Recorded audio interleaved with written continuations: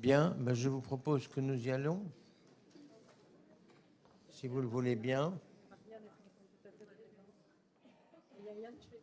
Merci d'être là et à nous aussi, à vous d'être là et nous d'essayer de soutenir une question comme celle-là, qui est vraiment du côté de qu'est-ce qu'on va faire ou qu'est-ce qu'on peut faire du trésor conceptuel que nous a laissé Lacan et comment allons-nous faire pour en tirer ce que nous pouvons de mieux. Si on peut dire que grâce à Lacan, la découverte freudienne a été identifiée comme étant entièrement liée à ce que nous sommes des êtres parlants, il me semble que rien que cela suffit pour donner, dans le contexte actuel, une valeur, une pertinence, une haute pertinence à ce qui est dit là.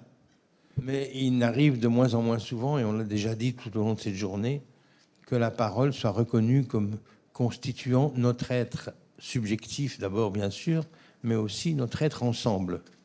Le vivre ensemble des humains s'organise autour de la parole, et ça n'est pas une petite chose. Ça a des tas d'implications dont on peut dire que, je crois sans me tromper, que, en dehors de l'enseignement de Lacan et de temps en temps de quelques autres anthropologues, philosophes, que sais-je, on n'a pas tout à fait la perception de ça. Il faut vraiment se soutenir de cet enseignement-là pour vraiment prendre les conséquences de cette affaire. Ce que l'enseignement de Lacan et le trésor conceptuel qu'il nous a laissé entre nos mains vaut pour la cure, la conduite de la cure, voire la conduite de toute relation dite thérapeutique avec quelqu'un, parce que ça va aussi en dehors de la cure très souvent, mais que ce n'est pas du même registre que la lecture que l'on peut faire du social et sur laquelle peut-être bien que nous avons continué à dire quelque chose, en tout cas à tenir des propos qui n'entérinent pas purement et simplement ce qui est en train doucettement d'arriver. J'avais été frappé par ce propos de Lacan que vous connaissez sûrement. Je reprends la formule. Le discours de la science a des conséquences irrespirables pour ce qu'on appelle l'humanité. La psychanalyse, c'est le poumon artificiel grâce à quoi on essaye d'assurer ce qu'il faut trouver de jouissance dans le parler pour que l'histoire continue. Rien que cette formule me semble déjà dire quelque chose de d'autres dimensions que la pure et simple clinique, puisque c'est un avis sur ce qu'il en est de la société et de la science à laquelle elle est livrée. On ne s'en est pas encore aperçu et c'est heureux. C'est heureux parce que l'état d'insuffisance et de confusion où sont les analystes, le pouvoir politique leur aurait déjà mis la main dessus. Pauvres analystes. Ce qui leur aurait alors ôté toute tendance d'être ce qu'ils doivent être, toute chance, d'être ce qu'ils doivent être, 2 points, et j'épingle le terme, compensatoire. Avons-nous à être compensatoires? Et si c'est le cas, que faisons-nous pour ce faire? Est-ce que ça ne nous contraint-il pas à essayer de tenir certains propos dans des contextes qui ne soient pas justement celui de la cure, qui est dans notre registre, mais celui de se situer? Peut-être que je passerai d'abord la parole pour... Pascal. Voilà ce que je vais vous dire. Être ou ne pas être dans le collectif. Telle est bien la question qui nous est posée à nous, analystes, en permanence, car le monde ne cesse de solliciter chacun d'entre nous pour nous demander comment nous comptons y être. Et la question qui nous est posée et qui ne cesse de faire polémique est pourtant simple. Pouvons-nous ou devons-nous y être en tant qu'analystes? Et si oui, comment? Alors, s'il n'y a pas de sujet collectif, ça on le sait, il n'y a pas non plus de sujet qui ne soit pris dans le collectif. Un autre aspect est le suivant. Le sujet est fondamentalement un interprétant. C'est son rapport au langage. il interprète son lien à l'autre, il interprète le discours de l'autre, et c'est ce qui lui donne l'épaisseur du par-d'être, son épaisseur de par-l'être. Effectivement, c'est aussi par l'interprétation que l'analyse donne consistance à l'inconscient. C'est que nous ne sommes pas des accompagnants, comme certains semblent le formuler aujourd'hui, mais des interprétants, malgré ce qu'on entend de toutes ces souffrances, de toutes ces victimisations en tout genre aujourd'hui. Nous sommes des interprétants. La question aussi que ça pose, et qui a déjà été posée par ailleurs, mais c'est celle de la place du psychanalyste et de la psychanalyse dans la cité. Pour autant, est-ce qu'il a à traiter le social ? Enfin, là aussi, on touche à une question qui me semble assez importante. Ça, en l'occurrence, j'en suis pas certaine, et je crois que c'est autre chose que de prendre en compte les coordonnées d'un discours social pour peut-être, alors pourquoi pas déjà, comment je vais dire ça, en lire quelque chose, et pourquoi pas en restituer quelque chose dans le social, comme on peut le faire aussi avec les sujets. Mais par ailleurs aussi, il y a une autre dimension, c'est repérer en quoi ces coordonnées nous obligent, nous, à repenser peut-être, je vais aller jusqu'à dire, alors je ne sais pas si bon, notre éthique analytique, en tout cas peut-être que ça vient parfois réinterroger ce qu'il en est de notre position d'analyste dans le transfert, avec justement, enfin, voilà, là je crois que vous avez bien évoqué aussi, et enfin Pascal l'a fait aussi, c'est-à-dire le fait qu'aujourd'hui on est dans une société dans laquelle le statut du signifiant est quand même mis à mal. On a l'impression qu'on a parfois plutôt affaire, non pas à des discours, mais à des revendications qui finalement sont un réseau de signes, enfin, ouais, quelque chose comme ça, davantage que de signifiants. Il y a tout un tas de sujets aujourd'hui, voilà, en mal d'énonciation, qui s'accrochent aussi à ces discours-là, des sujets qui n'ont pas de demande. Que nous soyons interprétants et pas compagnons, bien sûr, mais avant d'être interprétants, il s'agit effectivement de vérifier qu'un transfert soit établi, sinon c'est sauvage. Et donc avant d'être interprétant, il s'agit d'être compagnon, au sens de prochain, comme disait tout à l'heure Jean-Paul Beaumont. On est le prochain, c'est-à-dire qu'on partage le même vide, le même réel. On est aussi face à un trou. Et il faut faire reconnaître ça d'abord avant de pouvoir interpréter.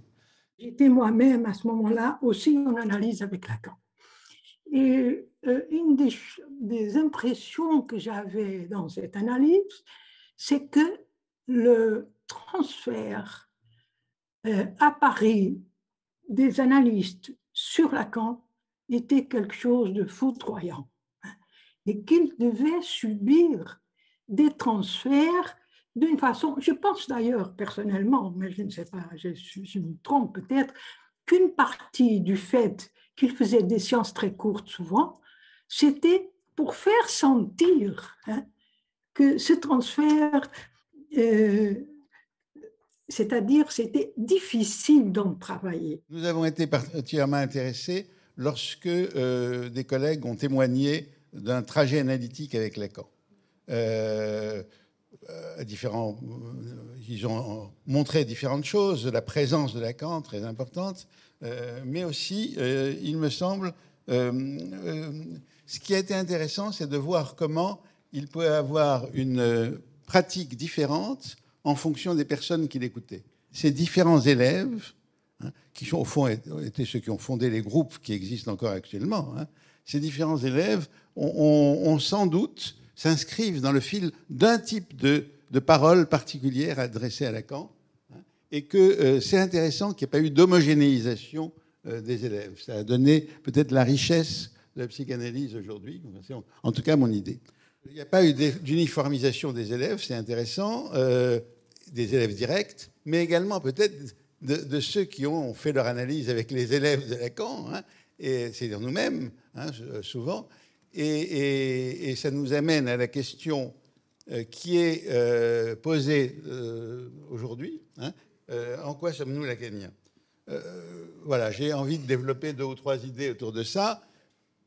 L'essentiel, me semble-t-il, a déjà été abordé, ce qui me permet d'aller un peu plus vite, c'est que ça serait une erreur de penser que nous sommes lacaniens essentiellement parce que nous reprenons des énoncés de Lacan ou parce que notre pratique est conforme à ce qu'il a amené dans la pratique. Je crois que ce n'est pas du tout cela. Que l'erreur soit de croire que ce qui est essentiel, c'est des énoncés, ça obstrue tout à fait la question de percevoir que ce qui est essentiel, c'est ce qui nous a montré de ce que c'est que l'énonciation. Et on a un peu polémiqué ce matin sur la notion de transmission.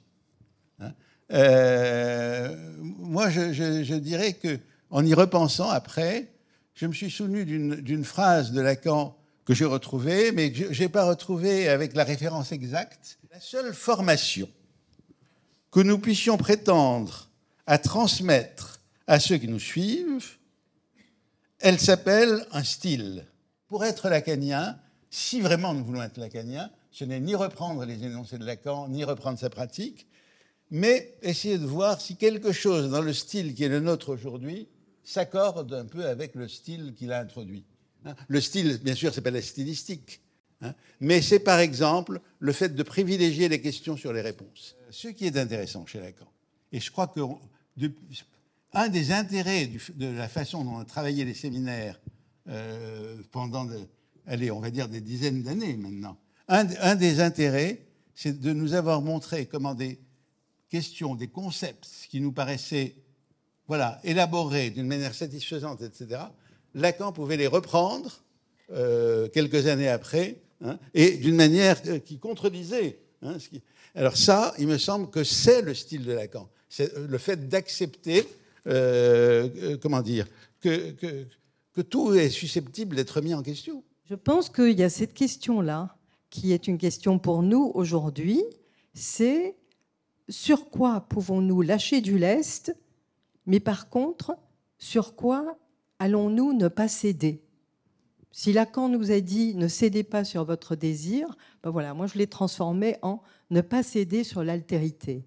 Il me semble que c'est une question. Si j'amène l'affaire du consentir, c'est quand même parce que l'altérité, ce n'est pas une chose facile.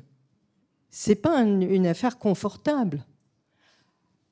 Parce que ça va nous demander aussi de consentir à l'altérité. Et c'est quoi consentir à l'altérité? C'est accepter de rencontrer des gens qui sont dans un monde tellement autre qu'on n'a même pas les repères pour les entendre.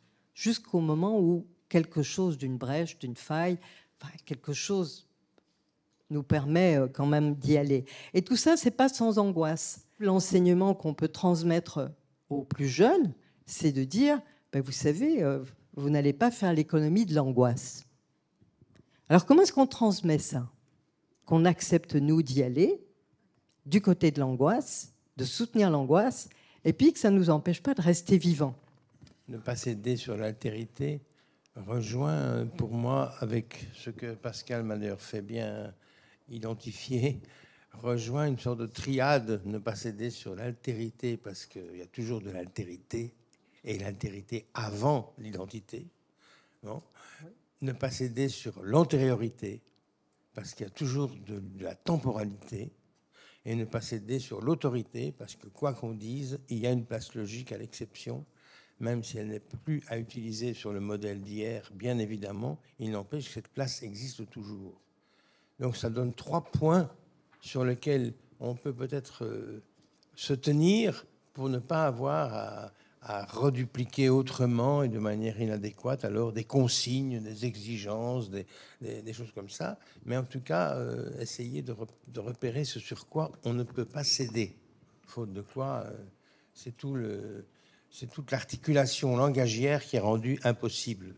L'avancée d'une nouvelle génération analytique, assujettie à d'autres signifiants que ceux qui ont balisé notre chemin jusqu'à présent, est en train de prendre le relais dans un monde où les équilibres entre réel, symbolique et imaginaire tels que nous les avons connus vont manifestement se redistribuer. Ma façon de réfléchir sur le titre de notre table ronde « Qu'attendait-il Lacan de son enseignement et nous ?» est ainsi axée sur un aspect particulier de ce qu'est l'acte de Lacan, tout autant l'acte de fondation que celui de la dissolution implique pour nous tous concernant le fonctionnement de notre association aujourd'hui? L'enseignement de Lacan, c'est quand même un enseignement extrêmement rébarbatif quand on y arrive. On n'y comprend rien du tout.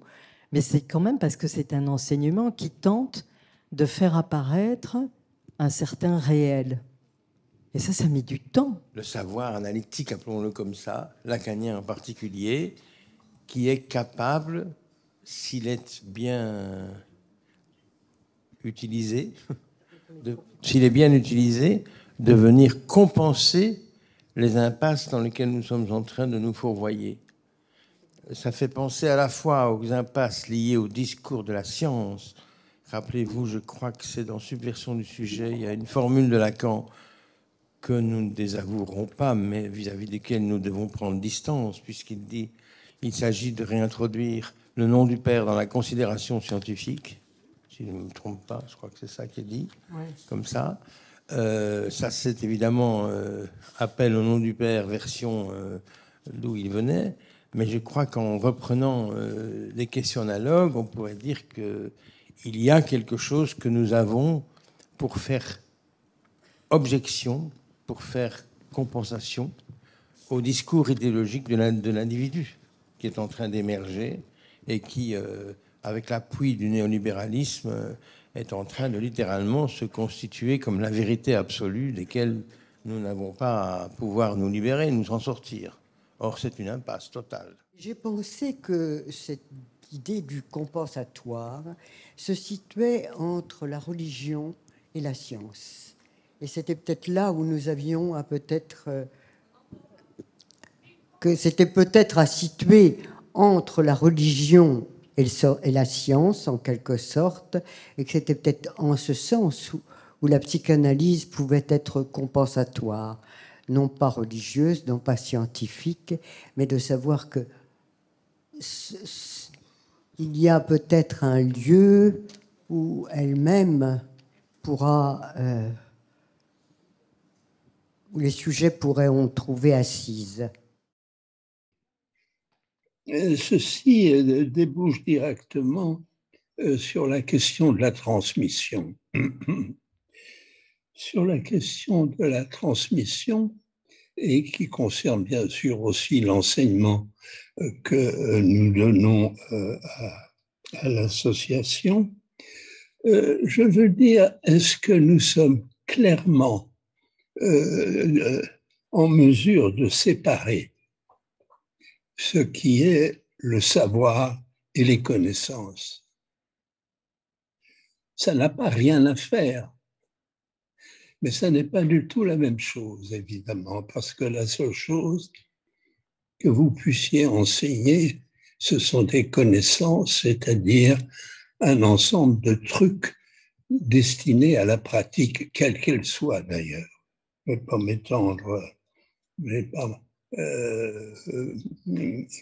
m'étendre là-dessus. Mais le savoir, c'est toute autre chose, puisque c'est celui qui va commander à la fois votre usage des connaissances et éventuellement la dimension éthique qu'elle comporte avec elle.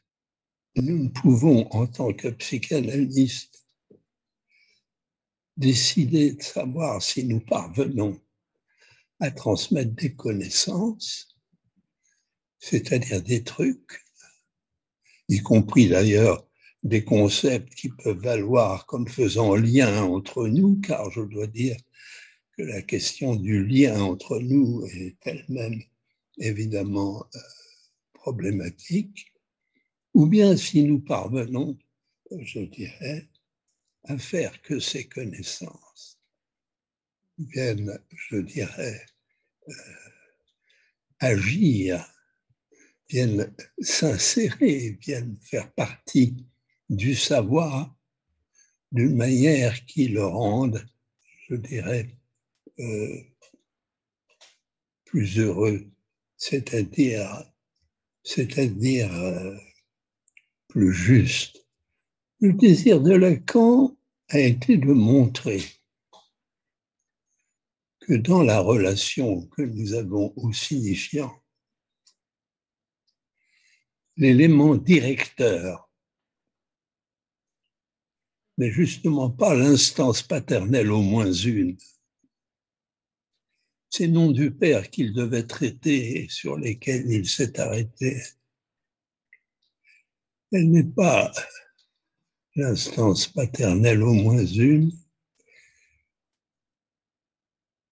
mais elle est cette instance directrice. Tenez-vous bien, nous en parlons évidemment comme si c'était un objet familier, mais que c'était ce qui nous dirige, un objet. Et un objet dans la constitution dernière, c'est-à-dire une fois dépouillé, je dirais, des avatars qu'il peut prendre dans la réalité, se révèle sa vraie nature, c'est-à-dire d'être absent. Il a appelé ça l'objectita. Nous sommes mus par un trou. C'est pas un trou, comment dirais-je, indifférent, c'est un trou essentiel, si c'est, vous reconnaissez, que c'est l'objectita qui fait commandement, qui vous régit, qui vous fait parler, qui vous fait déconner, qui vous fait prendre pour ce que vous n'êtes pas, etc., etc. Ça modifie complètement toutes les données de votre identité. Les données de votre désir, les données de votre parole, les données de votre rapport à autrui, parce que comment situe dès lors la différence des sexes si c'est l'objectita qui commande votre subjectivité? Et comment dès lors se débrouillent ou ne se débrouillent pas les sexes entre eux?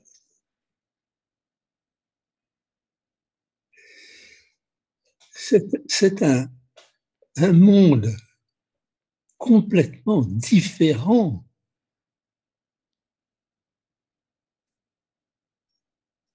qu'annonce, que régit la primauté de l'objectita et le fait que l'instance paternelle, l'instance au moins une, se révèle ce qu'elle est, c'est-à-dire cette espèce de bâton dont le par-l'être se protège parce qu'il a peur de l'exercice de sa sexualité. Alors lui, il faut un protecteur. Il faut même qu'il n'en soit pas responsable. Il n'en est que l'exécutant. Il fait ce qu'on lui dit. Mais lui, à la limite, il y est pour rien. L'affaire aujourd'hui, c'est-à-dire du mésusage fait de l'enseignement de Lacan. Vous me direz que ces mégalomanes de la part de Lacan pensaient que ce qu'il apportait était susceptible de provoquer une mutation culturelle. Et vous n'accordez aucune attention au fait que cette mutation culturelle est dirigée par 2 ou 3 signifiants, dont l'un, qui s'appelle la déconstruction, vient directement par l'intermédiaire de Derrida, bien que le concept ne soit pas chez Lacan, bien sûr. Le terme de déconstruction, qui joue un rôle absolument majeur dans cette espèce de connerie et de marasme culturel dans lequel nous nous trouvons plongés, et cette mutation laquelle nous nous trouvons plongés, devant le fait que le travail qu'a fait Foucault dans l'action de démolition de la figure paternelle et qui se trouve entièrement reprise, non pas seulement de Freud, mais bien entendu tout ce que Lacan a pu dire là-dessus, cette action de Foucault est génératrice aujourd'hui de cette théorie, je dirais, absolument répugnante, qui s'appelle la théorie du gender.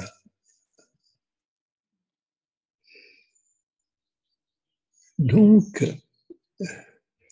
simplement le rappel que depuis la distance prise avec la religion, notre époque n'a connu que des mutations culturelles dont le rôle directeur était tenu par telle ou telle discipline, que ce soit la philosophie, que ce soit la science, que ce soit l'histoire, que ce soit l'économie, que ce soit la thermodynamique pour Freud, par exemple, etc., etc. Nous avons l'habitude, et je vais conclure là-dessus, de nous amuser et de nous balader avec la vérité, le réel. Mais le réel, pardonnez-moi, le réel, c'est justement ce avec quoi vous ne pouvez pas spéculer et calculer. C'est la limite, c'est l'interdit, c'est l'impossible. Pour le par-l'être, c'est essentiel, ce réel. Puisque c'est avec lui, avec l'impossible, avec l'interdit, etc., avec ce qui cause son désir, et toute l'affaire, et ainsi de suite. Là où il met le nom du Père pour avoir quelqu'un avec qui il s'imagine pouvoir dialoguer, pouvoir prier si l'autre ne répond pas, etc., etc. Car ce qui étonnait dans Lacan, c'est qu'il n'était pas dans la représentation, jamais. Et qu'il y avait chez lui, justement, il était toujours dans la présentation. Présentation du réel, en tant qu'il est celui qui anime sa parole. Est-ce qu'un analyste a jamais, dans sa pratique, obéi à des connaissances, ou bien est-ce avec son savoir, c'est-à-dire son inconscient qu'il turbine, etc., etc., etc. Lacan a donc écrit Le temps logique et l'assertion de certitude anticipée. Et c'est incroyable, ce texte. Incroyable, puisque il est le seul à vouloir montrer qu'il existe une logique dont les éléments sont ceux du temps et qui est une logique collective et que l'issue salvatrice ou non, je dirais, de la lecture du temps est la condition, je dirais, de votre affranchissement. Un analyste, c'est très bizarre, ça, ne peut pas avoir le sentiment qu'il a raté son temps ni son parcours. Il peut avoir été plus ou moins bon, ceci, cela, ce qu'on voudra. Mais il ne peut pas penser qu'il a raté sa vocation une fois qu'il est tombé dedans. Là, il était ou pas à la hauteur de la tâche, mais la tâche est telle qu'il était dans la vérité. Voilà, merci encore à nos amis. Merci pour votre attention. Et puis une autre fois. À bientôt.